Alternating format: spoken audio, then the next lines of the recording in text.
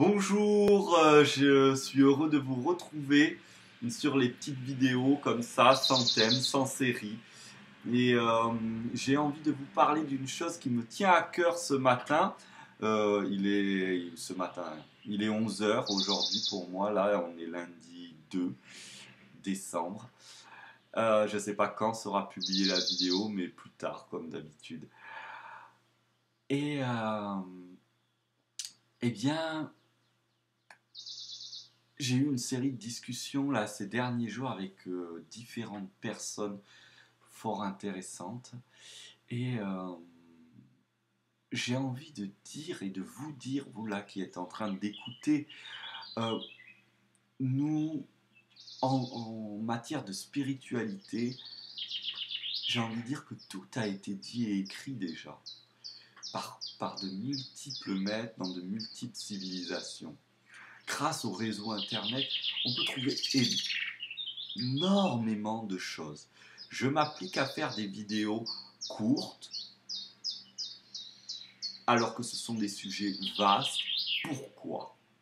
Parce qu'aujourd'hui, j'en ai marre, je le dis cool, mais j'en ai marre de voir et de lire des commentaires ou des articles de 3 km sur l'amour inconditionnel, sur la supraconscience, la divinité, etc.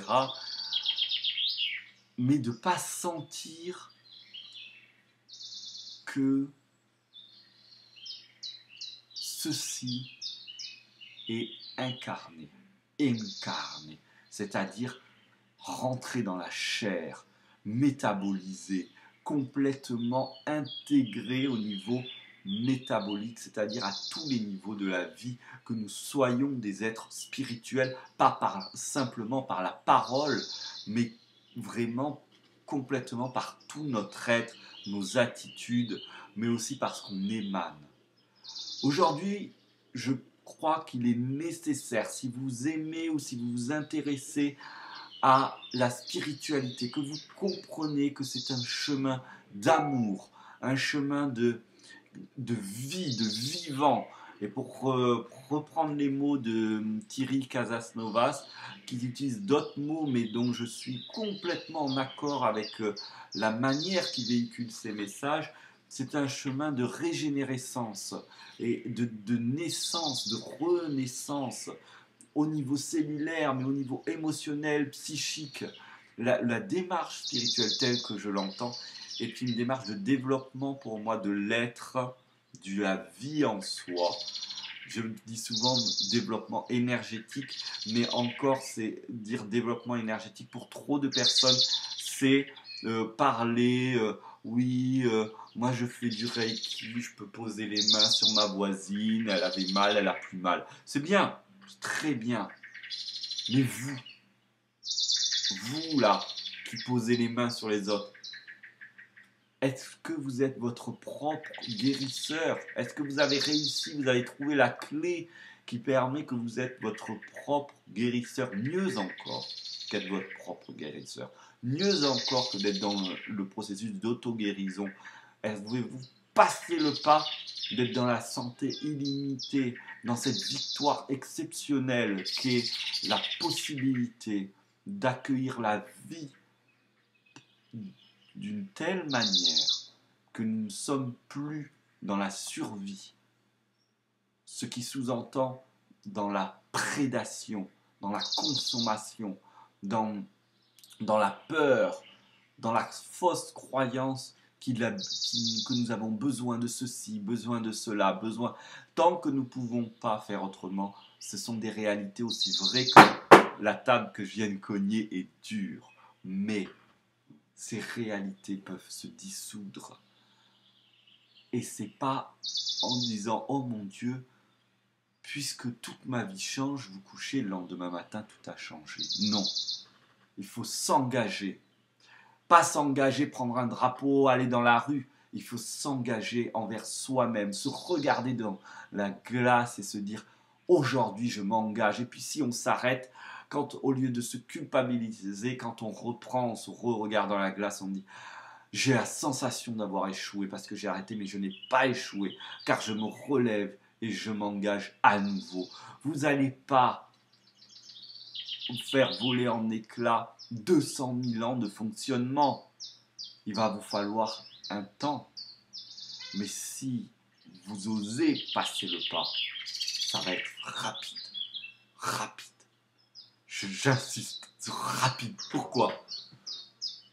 Parce que nous ignorons que quand nous sommes sur un mode de fonctionnement, nous sommes sur une longueur d'onde et tout l'univers est créé autour de nous à partir de cette longueur d'onde. Mais si on change, si on décide d'avancer, d'aller au-delà et de devenir vivant, aimant, capable de vie et d'amour pour nous-mêmes, d'abord et avant tout pour nous-mêmes, pour nos cellules, notre corps, des choses hyper proches comme le corps, là.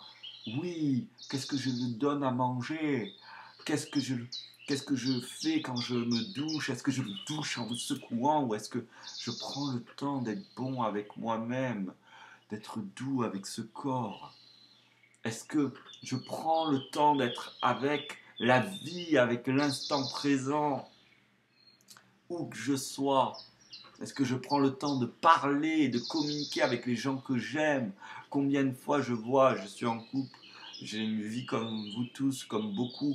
Combien de fois je vois que on fait l'effort d'être poli, cordial et bienveillant avec des inconnus parce qu'on a des intérêts comme le patron ou des choses comme ça. On ne fait aucun effort avec l'homme ou la femme qu'on a choisi de partager sa vie et on va mal se parler, on va penser qu'il sait. Je comprends pas pourquoi il sait ou elle sait. Bon, elle devrait avoir. Non, cette malveillance que l'on a avec nos proches, j'aime beaucoup dire avec la famille, dans le mot famille, il y a familier et familier dans le langage. Dans le langage familier, c'est le langage injurieux. Et au début, quand j'étais petit, je ne comprenais pas. Je me disais, pourquoi le langage classe, c'est le langage soutenu, alors que le langage injurieux dit qui, qui peut être des gros mots, des mauvais mots, on les appelle familiers, alors qu'il y a le mot famille, proche, père, mère, enfant, le foyer. Mais parce que nous sommes ignobles avec nous-mêmes, donc avec nos proches, on croit que l'aimabilité, la bienveillance est faite pour les autres, pour se bien faire voir malgré tout. Malgré tout quoi? Malgré rien en fait. Soyons nous-mêmes et apprenons à nous aimer. Et nous commencerons à communiquer de façon bienveillante. Faisons pas les choses à l'envers. Oh, je vais faire de la communication non violente, comme ça je serai moins violent, ça sera plus cool. Au fond, c'est comme ça, les autres me seront moins chiés. Mais non, apprenons à communiquer avec nous-mêmes, à nous aimer, à métaboliser la spiritualité, c'est-à-dire le don de vie, d'amour, de force puissante. Et je vois les témoignages que je regarde dans les vidéos parce que je remplis un blog Mathieu Diffusion où je mets des vidéos, des films divers, variés comme No Solar, Thrive, La prophétie des Andes, des PDF, Oponopono, genre je sais pas, j'essaye d'en mettre à chaque fois au moins 3-4 nouveaux, soit films, documents, peu importe, chaque semaine pour pouvoir diffuser, parce que j'ai déjà mis une vidéo où je dis informez-vous, informez-vous, informez-vous. Pourquoi? Parce que la pensée est créatrice. Regardez la télé tous les jours et vous aurez l'esprit rempli de noirceur et vous serez noir et dans tout ce que vous allez faire, ça sera lourd et c'est lourd. Éteignez votre télé, choisissez ce que vous regardez, vous aimez l'écran. Moi j'aime l'écran, j'ai été éduqué à l'écran. Du moins, j'ai tellement bouffé de l'écran que je vais sur mon ordinateur, je regarde des vidéos intéressantes. En ce moment, par exemple, j'approfondis la compréhension de la nutrition, de la physiologie. Eh bien, je vais regarder des vidéos de personnes qui vont parler de ça, comme Irène Grosjean, comme, pareil, je l'ai cité 15 fois, Thierry, mais aussi des vidéos parce que je suis intéressé par le fait que certaines personnes vivent carrément se nourrissant d'énergie et comprenez que moi qui suis énergéticien, qui a étudié l'énergie, qui suis parti jusqu'en Australie, en Égypte, en Thaïlande, etc. pour apprendre à absorber, à diffuser, à comprendre de mieux en mieux l'énergie que nous sommes, l'être énergétique que nous sommes. Croyez pas que je me suis bâti avec 3 bouquins et 2 réflexions. Je suis allé au bout. Je dis pas qu'il faut aller voyager. C'est que je vais au bout. Aujourd'hui, je voyage moins, je voyage quasiment pas, mais je continue à absorber. Je médite, je pratique, je m'informe, je diffuse, je partage. Tout mon entourage, tout ce que je suis, eh bien, je rencontre bien sûr des gens souffrants, des gens loin de comprendre, qui ne comprennent pas, mais je rencontre des tas de personnes qui comprennent, qui sont intéressés, qui sont avancés, qui sont au démarrage, qu'importe, mais qui sont dans cette vibration.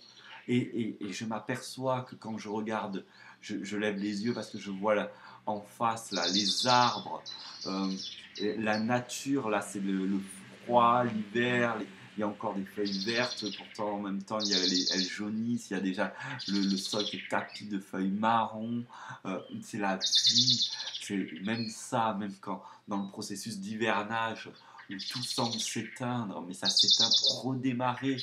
Et nous-mêmes, nous nous éteignons à des moments et on va percevoir ça comme un échec, mais nous nous relançons, nous nous redémarrons. Et c'est une invitation à continuer dans ce sens. Nous sommes voués à la vie, à la joie. Un scientifique de la période de Pasteur, Antoine Béchamp, un scientifique remarquable dont les théories n'ont pas été diffusées, n'ont pas été financées pour aller plus loin, à parler que notre corps entier est constitué de, moi j'appelle ça des particules de vie, qu'il appelle microzyma, qui construisent nos cellules, que les cellules elles-mêmes sont des bâtiments, eh bien, ils construisent, ils sont à la fois les ouvriers et les briques, c'est-à-dire que, par exemple, ils construisent la cellule en devenant la cellule, en s'emboîtant les uns des milliers de microzymas qui deviennent des... Et quand la cellule n'est plus nécessaire, en fait, elle ne meurt pas. C'est les microzymas qui se séparent les uns les autres et redeviennent des microzymas. Et quand ils ne sont plus utiles, eh bien, ils s'éteignent. Mais ils peuvent se rallumer, ils ne meurent pas. Juste, c'est comme quand j'éteins un appareil et je peux le rallumer. Juste, ils sont comme en hibernation, on pourrait dire. Et ces microzymas, même quand le corps physique meurt, ils continuent à vivre parce ils déconstruisent le corps puisque l'esprit l'a quitté et ils vont reconstruire la vie ailleurs, autrement. Et ces microzymas sont des nanocristaux.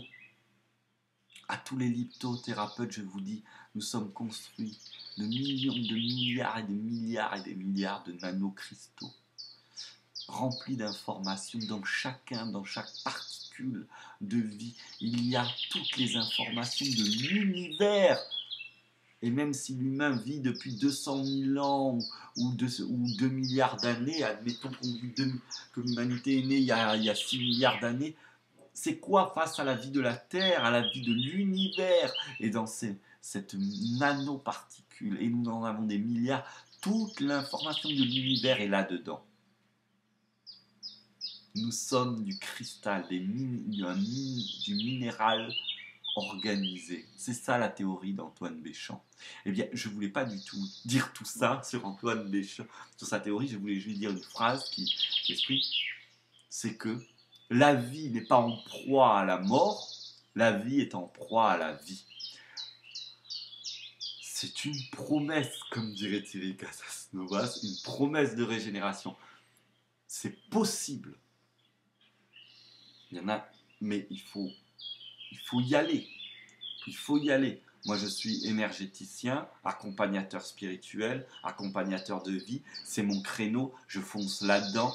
Je, je parle de ça, j'invite les gens à méditer, à faire circuler l'énergie. Quand on vient à mes ateliers, on apprend à absorber de l'énergie universelle, de l'énergie infinie, et à la faire circuler dans le corps et le faire diffuser autour de nous, à transformer notre monde intérieur et extérieur grâce au pouvoir de l'énergie spirituelle, de l'énergie infinie. D'autres vont suivre d'autres créneaux comme l'alimentation, comme la métaphysique, comme ceux qui travaillent sur l'énergie libre, etc. Mais tous ensemble, dans notre domaine particulier, vous êtes musicien, ça veut être dans la musique, vous êtes ouvrier dans, eh bien ça va être d'être présent dans ce que vous construisez. Par exemple, vous êtes dans le bâtiment, mais 70% des hommes salariés travaillent dans le domaine du bâtiment. Électricité, plomberie, maçon, etc. Mais qu'est-ce que c'est le bâtiment? Qu'est-ce que c'est? C'est pas un capital. Ça, c'est une grosse merde, cette connerie-là. Pardon, je suis dit des gros mots, mais c'est pas du capital.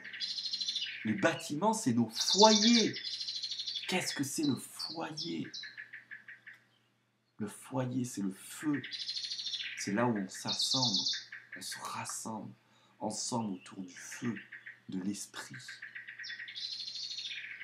Comprenez que quand vous êtes en train de mettre votre plaque au plâtre, que vous êtes avec la lumière en train de mettre les vis, vous êtes en train de construire un foyer où des humains vont vivre là.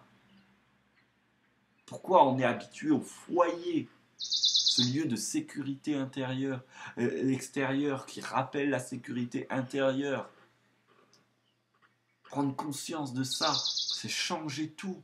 Parce que le placopathe lui-même sera informé, parce que dedans, c'est des minéraux, des particules qui reçoivent et émettent de l'information. Et nous, en tant qu'humains, nous avons cette possibilité de raisonner, de réfléchir, de se remettre en question, et donc d'absorber et de projeter des informations choisies. Alors arrêtez de subir, arrêtez d'être esclave, apprenez à choisir, osez. Sortons du jugement, osons. Nous jugeons parce que nous sommes frustrés, c'est tout. C'est tout. Si on arrête de s'empêcher de vivre et de faire ce qu'on souhaite réellement faire, nous n'avons plus le temps de juger. J'aime dire que pour lâcher une corde, c'est comme lâcher une liane, il faut avoir vu la prochaine liane. Si je me lance dans le vide et que je me dis oh je vais lâcher prise, je lâche prise, je tombe. Je ne sais pas où je tombe et je ne suis pas constitué, je n'ai pas été formé à ça, alors je ne lâche pas. Mais si je vois une corde suivante pour m'accrocher, pour continuer mon chemin, je m'y accroche le temps voulu. Et peut-être qu'après mon mental apprendra à se construire autrement pour pouvoir lâcher la corde, parce que je deviendrai un être aérien capable de voler sans corde. Je dis je, c'est nous, c'est vous, c'est toi, c'est moi.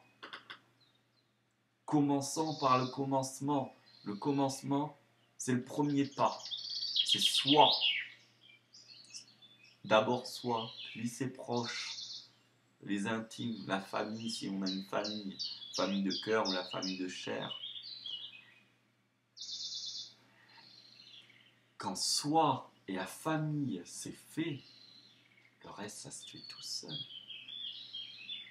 Si vous avez réussi à être en amour réel, à être vous-même avec vous-même, et mieux vous êtes en amour réel et vous êtes vous-même avec votre famille,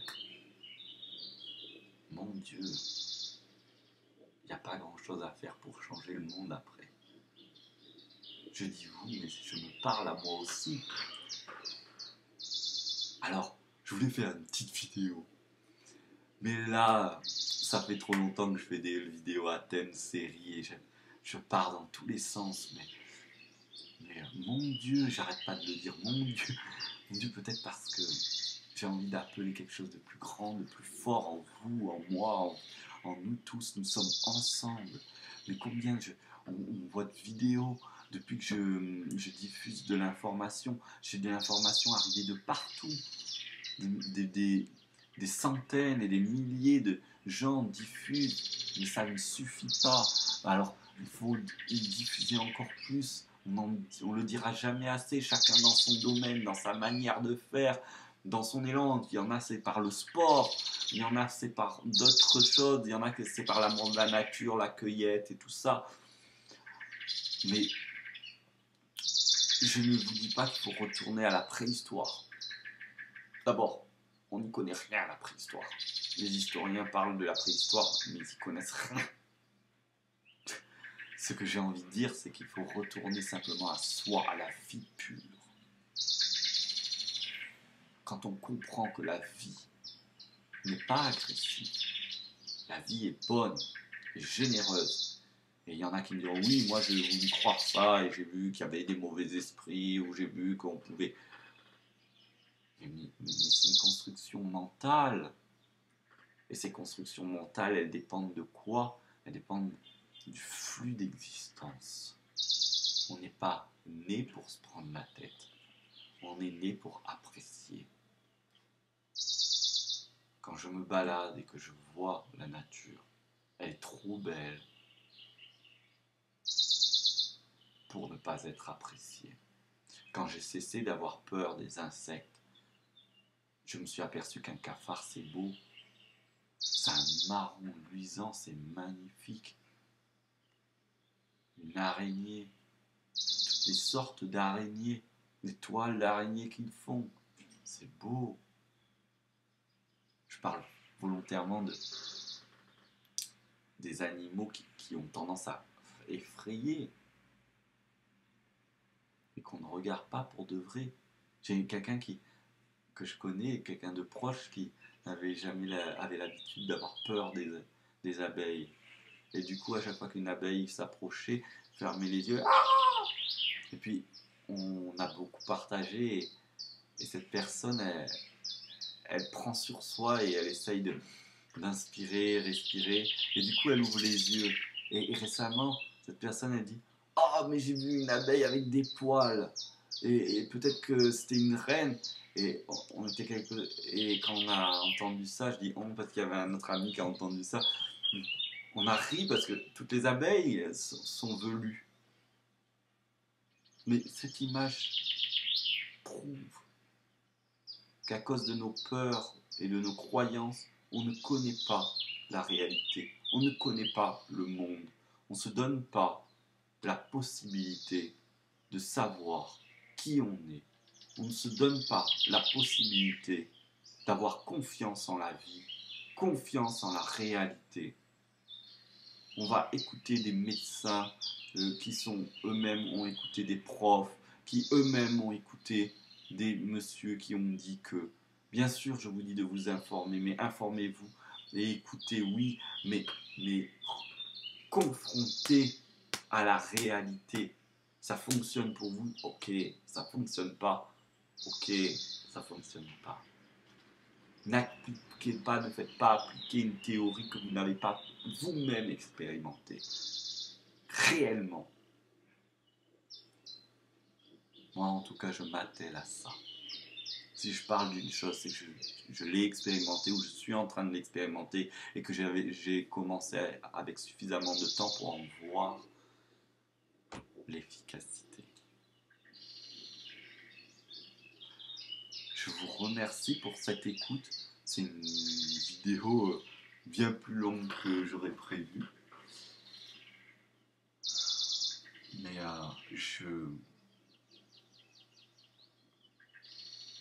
allez quoi. Yes, side. Avancez. Avancez. Avançons. Osons. Osons pas les conneries. Osons la vie. Si ça donne l'impression au monde qu'on est fou, allons-y quand même. La vie a besoin de vous.